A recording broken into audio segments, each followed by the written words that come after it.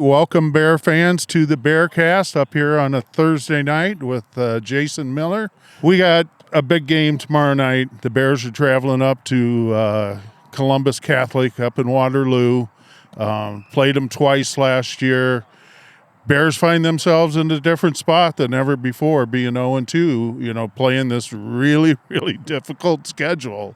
But the Bears have got to show up tomorrow night, and they got the players that can do it.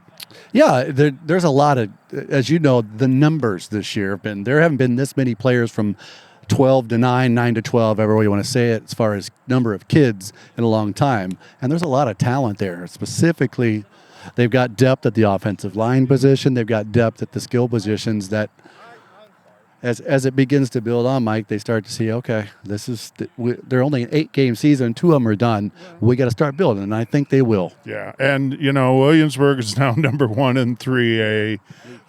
Dyke was a very good team. Waterloo, they're number 4 in 1A, so it is quite a schedule, but it's going to make us better for what's most important, the 4th game districts. Yeah, and this is one. Win or lose. Hopefully the Bears can win, of course, Mike. That's what we would want. But that the product on the field, the improvement you see it from week to 1 to 2 and then 2 to 3 gets a little bit better, so they can get that a little bit more confidence. So when they come start district schedule at the Little Rose Bowl next week. Yeah. And one of the changes that is happening this week is Reese Trepanier is moving back to the center position. We got to get that running game going. That's where it all starts. Yeah. And, I mean, people are going to talk about, the passing game. But every team from beginning of time until now, unless you're a Mike Leach team, air raid team, the offense is predicated upon how the run is doing. Because the run, if you're running well, it sets the pass up. Play action can work. Different things can work. And so far it's been a hit and miss, but if they can West Branch can start building it, a run game, Mike, that would be great. But it's going to be tough going against a front line that might have, arguably, the best defensive player in Class 1A in Mason Knipp on it. Yeah, they have some very, very good players. And was he a state wrestling champ? State wrestling champ. So, yeah, they're going to have their hands full. But the biggest improvement I saw last week was our defense really stepped up. Dyke New Hartford, a very good team, running team, had a lot of talent. But our defense really came to play, only gave up 9 points. Yeah, and only one really big play. Yeah. And that was kind of a throw it up, really nice footwork and catch along the west sidelines. Outside of that, there weren't really any real big plays that the Bears team gave up. Not consistent to what happened. They really changed from week 1 to week 2. Didn't see it. Yeah, it did. And so now we just got to consistently come with that defense, get a spark on special teams somewhere, and then nail down the offense. The defense will certainly get another pretty good test this week. I mean, Carter Lockhart at quarterbacks was there last year. He's a dual threat kid. Yeah. Parker Kelton might be the best running back the Bears have faced so far this year.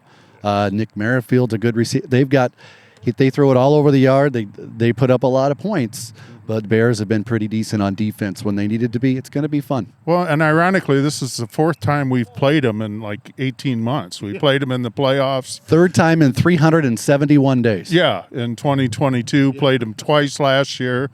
We're able to beat them up there and in the playoffs. But this is, again, a whole different team.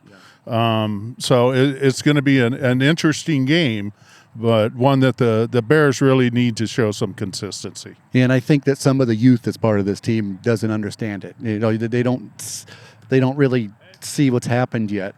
So they just go out and they play football and strap on the chin strap, put the mouthpiece in, and smash mouth time. And I don't remember a year where we started out 0-2. It's been a long time. Yeah, it's been a very long time. I won't say the year. It's just been a long time. Yeah, and so the team's going to have to adjust that and pretend, hey, this is a new game. This is the one we got to win this week. And then that will, as Butch always used to say, springboard them into districts, where it really counts. And win or lose this week, again, want to win. You'd love to win. Yeah. It has no bearing upon what the playoffs are going to set up, because the district play is the only thing that matters to the playoffs. Bears can get some confidence week. One way or the other, they're going to get some, and they need it. Yeah, and, if we'd have had 3 games against Tipton, West Liberty, Mid Prairie, we could have a good shot of being 3-0. And it's not a knock against those teams. No. It's just Williamsburg, outside of 5A, is the best team in the state of Iowa. Yeah. Dak New Hartford, we all know that's one of the better programs on the east side of Iowa in small school football. As well as Columbus And Catholic. Columbus is ranked 4th in the state, as you mentioned. So it's just it's a beast. It's a beast of a schedule. Yeah, it's something we haven't seen. So, so join us tomorrow night up at Waterloo. We will be up there with the Bearcast. Kickoff is at 7 o'clock, and Jared Tiley and I will be calling the game. So on behalf of the Bearcast, Jason Miller, Matt Shenander, go Bears.